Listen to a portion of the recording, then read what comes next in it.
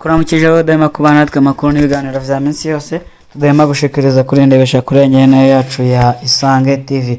Kuri Isange TV naho tubashikiriza amakuru atandukanye avanye n'ibisata bitandukanye, igisata cya politiki, igisata cy'indero, uburimyi, amagara y'abantu ndetse n'ahandi hose, maze amakuru akabashikira ku gihe. Ni mu nyuma rero yo kuba twamaze gukora amatohoza yimbitse bivanye n'amasoko yacu yizewe. Reka rero tudatevye tubagezeho amakuru, tubagezeho imfunyapfunyi amakuru yacu agira yibandeko. Umuyobozi w'ibohero rya Mpimba arabangamiye abanyororo abahora inkuru yatangajwe kuri Dume. Naho mu yandi makuru haraboneka ibimenyetso 10 vyerekana ko umushikiranganje Gabi Bugaga ashobora kuba yaragandaguwe. Rero aya makuru tubagejejeho kuri izi mfunyapfunyi ndetse n'ayandi tutabashije kubagezaho kuri zo niyo tugira tubashikirize ku buryo bw'idonido maze abashikiriye ameze neza. Eka rero nisabire we butari bafite na subscribe cyangwa se sabone kugira bafite ndeko maze amakuru ajya gushikira kugihe. Ni mu nyuma rero yo kubona notification nyu rero mu gihe wafyonze no kukayogera. Eka rero tudatevye tubagezeho idonido y'amakuru yacu. Rero abafisiye umuyobozi w'ibohero rya Mpimba harabangamiye abanyororo abahora inkuru yatangajwe kuri Dume. Kuva hatangajwe inkuru ijanye n'umunyororo adasanzwe yitwa Tony Uwizeye batazira Dume, abanyororo ntiborohewe. Umuyobozi w'ibohero Colonel Abdul ndi mu rukundo ariko ata ishavu ku banyororo ngo nibo batanze amakuru agatoteza ariko arabakorako ntigasanzwe nkuko tubihabwa na bamwe mu bakozi b'ibohero. Twibukanye inkuru ya Dume.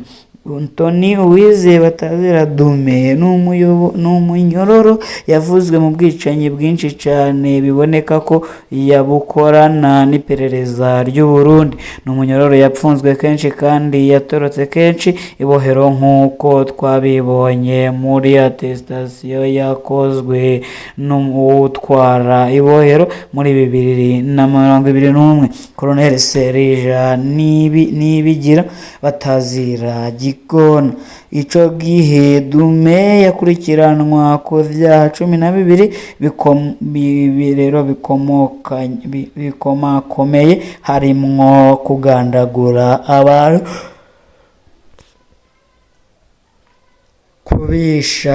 kwibisha inkoho, gutunga ibigwanisho atabirekuriwe, guhungabanya umutekano w'igihugu, kuba ari mu mihari y'abagwanyi, gukoresha impimbano impapuro z'impimbano n'ibindi. Nta numwe atahura ingene Dume yari yahavuye arekurwa. Ubu apfunzwe yagerezwa kugandagura umugabo wo mu Kibenga abitumwe n'umukenyezi wiwe yari asanzwe akora mwibohero rikuru rya Mpimba. Colonel Abdul ndi mu rukundo yashitse aha Dume bubasha budasanzwe. Kuva Colonel Abdul ndi mu rukundo agenywe kurongora ibohero rikuru rya Mpimba, Dume yahawe ububasha budasanzwe.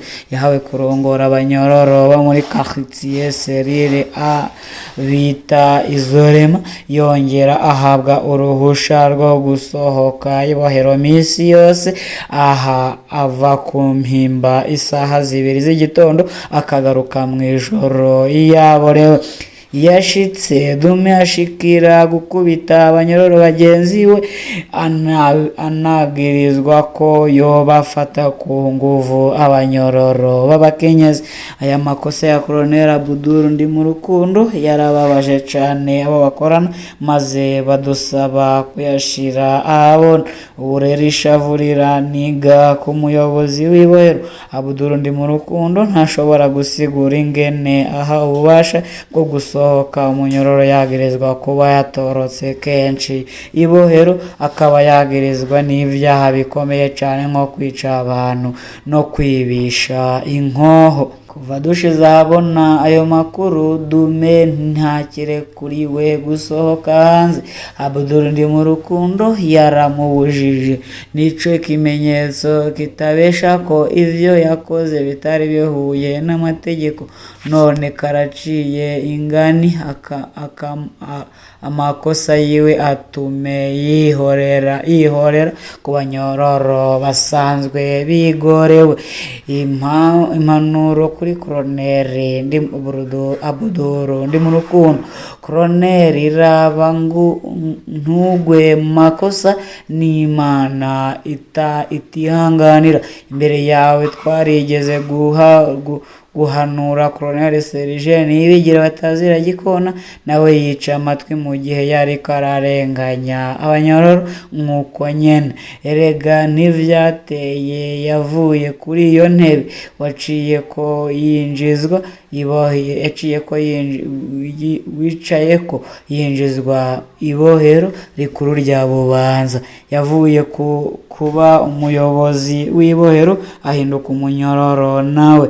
Mbe yemwe ya mategeko yariko arazana ku banyororo yoba uno munsi yifuza ko nawe bayamushirako? Koloneli ntugakengere abo banyororo ujejwe. Ntukibaze ko ubasumya ubutore.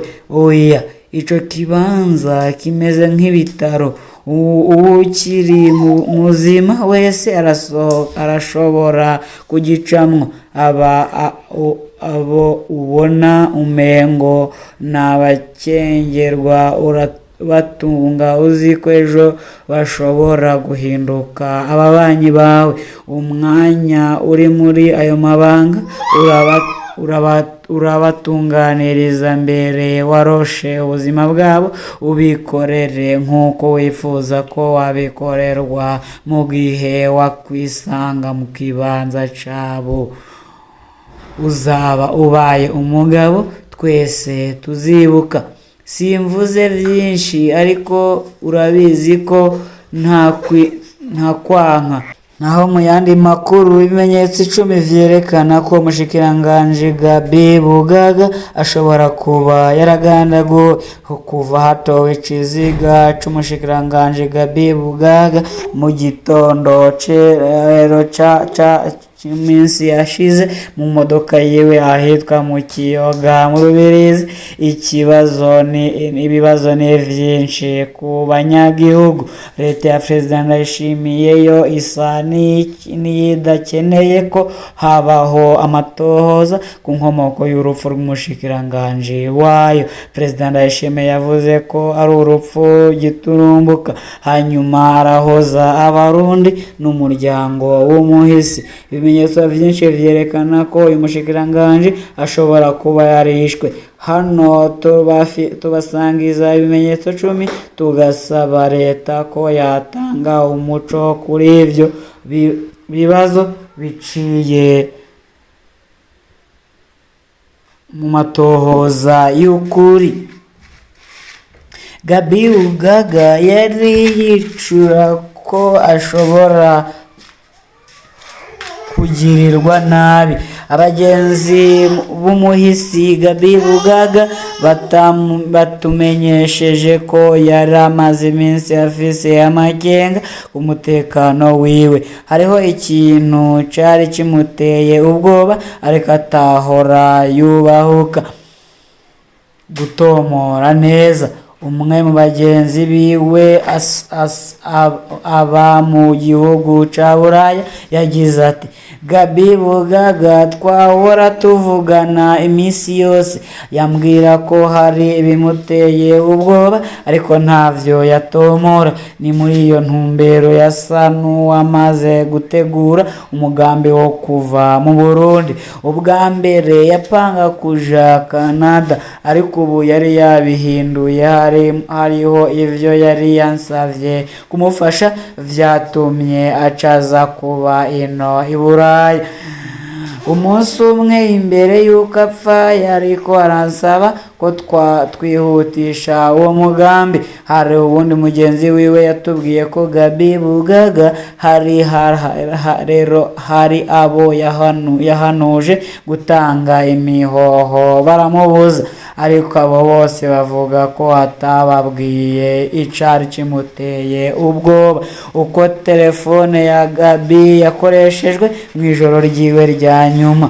Wa mukunzi wa Gaby Bugaga arabandanya ati, ikindi nobabwira gihambaye nuko nagerageje kumuvugisha kuri urya mugoroba wiwe wa nyuma. Inyishu yamaye narabonye ko atari we yari afise telefone. Yanyandikiye ngo komera, niryo jambo rya nyuma naronse rivuye kuri telefone yiwe. Hari isaha 4 z'ijoro n'iminota 52. Iryo ni ijambo atopfuye akoresheje.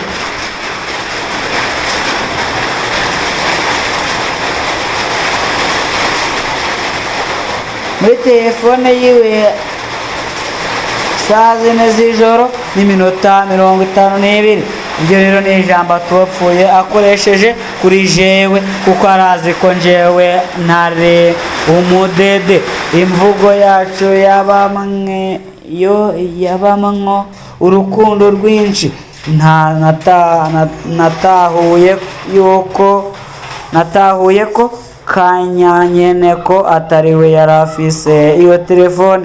Yavaga ku murongo isaha 6 z'ijoro n'iminota 25. Mu gitondo telefone yiwe yaragiye ku murongo mu bihe vy'isaha 2 z'igitondo. Ibi vyose ni ibimenyetso vyerekana ko telefone yiwe yari mu minwe y'uwundi muntu. Jewe ndemeza neza ko Gaby Bugaga yishwe. Ikibanza Gaby Bugaga yatowemwo. Ikiziga ca Gaby Bugaga catowe mu modoka yiwe mu murima w'ibigazi ahitwa mu Kivoga muri zone Rubirizi, komine Mutimbuzi, hafi y'ibarabara rya Bujumbura Bubanza.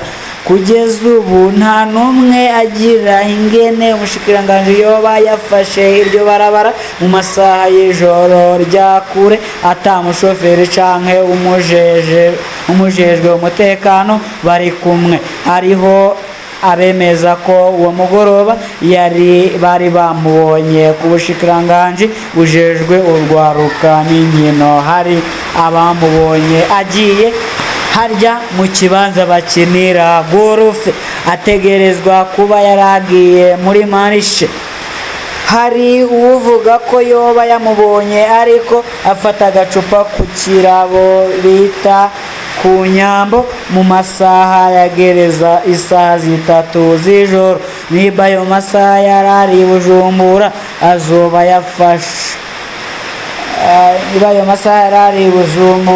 azoba yafashe yafashe ryari urugendo rwa Kivoga ku birometero bishika 10 wavuye i Bujumbura mu masaha yitereye atagira uwumucungera umutekano. Uko ikiziga cabonetse mu modoka. Ikiziga ca Gaby Bugaga cabonetse kiryamitse neza, kirambitse mu ntebe z'imbere muri kamyonete double cabine yirabura Gaby Bugaga yakoresha. Ukuguru kumwe kwari kuri hanze gucishijwe mu idirisha ryo ku ruhande ry'umushoferi. Umuhinga yabiravye agira ati, ntibishoboka ko umuntu yagize isanganya ariko anyonga imodoka apfa gutya. Ubu apfa ariko anigana no guhagarika imodoka. Ntabwo bamusanga aryamye neza kuriya, nk'uko bitumvikana ingene yoja gucisha ukuguru mu idirisha. Ikiboneka nuko abamwishe baje kumuterera muri iyo modoka, nawe arabemerera ko kuko cari ikiganji. Birabananira kumushiramwo neza, baca bavaho bihuta ngo ntihagire uwo hava ababona. nta maraso yiwe aboneka hafi y'ikiziga ca Gaby Bugaga. Ikiziga ca Gaby Bugaga cari kivyimbye mu maso, ikimenyetso ko ashobora kuba yaranizwe. Cari gifise igikomere ku musaya w'uruhanga, aho vyoboneka ko hari ikintu yoba yarakubiswe. Icatangaje abantu ni ingene ata maraso na makeyi yari mu modoka canke kuriwe, kiretse utudomagu tubiri twabonetse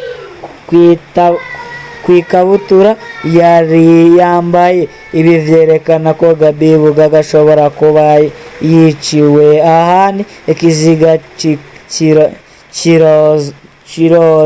kirozwa hanyuma baza kumuta muri iyo modoka. Hari amaraso yaboneka ku giti kimwe cy'ikigazi, aho biragoye gutahura iyo ayo maraso yazananye. Uko imodoka yababaye. Imodoka Gaby Bugaga yatowemwo yari ifise aho yononekaye, ariko hariho n'ibindi bitangaje kuri yo. Amatara y'imbere amwe yaramenetse, ariko puriko yayo ntihaboneka ko hari ikintu yagonze.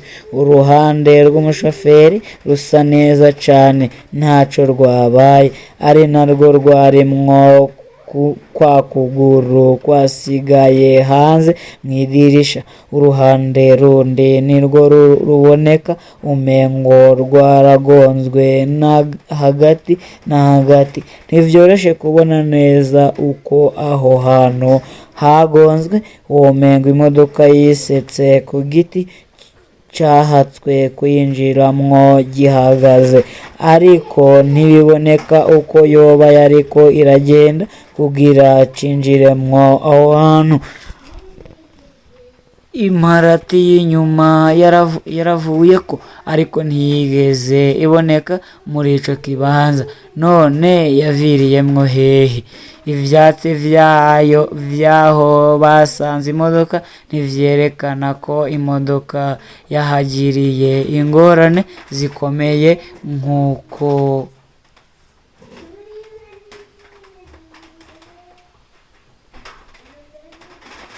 umushoferi yoba yariko aragwana no kuyihagarika.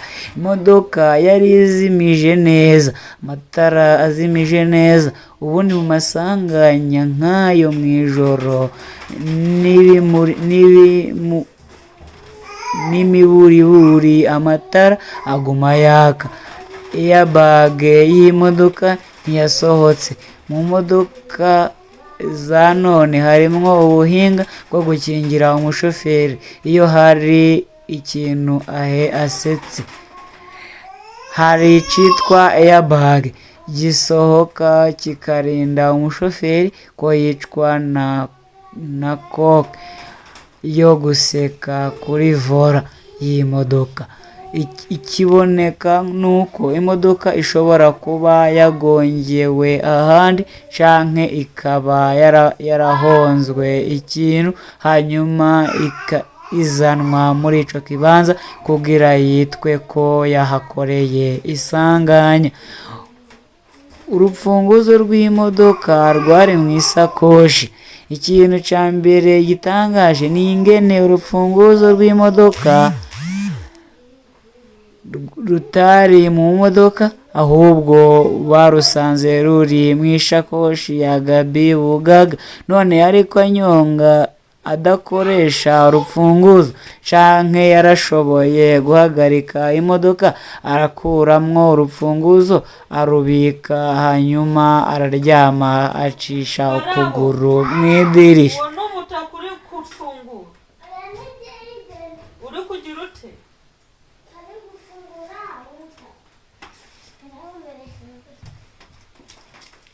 Kete nasi kufungura umutaka Sasa suko arubiza.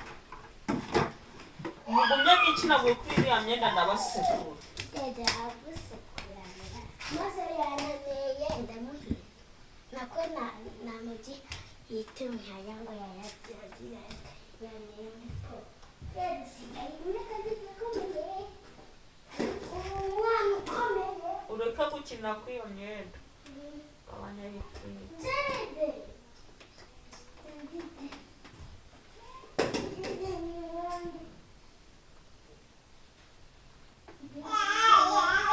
hanyuma araryama acisha ukuguru mu idirishya mu kurindira urupfu. Iki ni ikindi gisa n'igisigura ko yoba yiciwe ahandi hama akazanwa mu nyuma muri iyo modoka. Inyifato y'abategetsi naho ibibazo ari byinshi, abategetsi bo ntibigeze berekana ko bakeneye amatohoza ku vyashikiye umushikiranganje Gabi Bugaga. Perezida Ndayishimiye yavuze ko ababajwe n'urupfu giturumbuka rw'umushingantahe Gabi Bugaga, hanyuma arahoza abarundi n'umuryango. Umuvugizi wa leta Jerome Niyonzima yemeje ko habaye urupfu giturumbuka rwavuye ku isanganya, nawe aca arahoza umuryango w'umuhisi nabo bakoranye, hanyuma avuga ko leta izotangaza igihe azoshingurirwa. Nta matohoza azakorwa, ubundi naho ryaba isanganya risanzwe hategerezwa kubaho amatohoza avuga uko ryagenze. Hano biboneka ko abategetsi bazi neza icishe Gabi Bugaga, bakaba bakeneye ko ahambwa gusa ikibazo kikibagirwa. Abandi batangaje ni abategetsi bava muri CNDD FDD bitwa ko ari abagenzi ba Gabi Bugaga. Umwe muri bo yandikiye ati naraye maramaye kuva mu gatondo turamenye ko Gabi Bugaga yaraye apfuye, ariko nta na kimwe cavugwa mu maguru. Rero aya niyo makuru twari tubafisiye none. Dushimira rero udahema kubana natwe mu makuru n'ibiganiro vya minsi yose, tudahema gushikiriza kuri ndebesha kure yanyu ari nayo yacu ya Isange TV. Kuri Isange TV niho tubashikiriza amakuru atandukanye avanye n'ibisata bitandukanye. Rero ne makuru ne twe tubafisiye none ubwo tutatanguranye twagarutse ku rero ku bimenyetso bigaragaza ko Gabi Bugaga yoba yarishwe nubwo bavuga ko yazize isanganya. Rero ayo makuru nakagaruka, turabakunda cyane, mukomeze kugira amahoro y'Imana.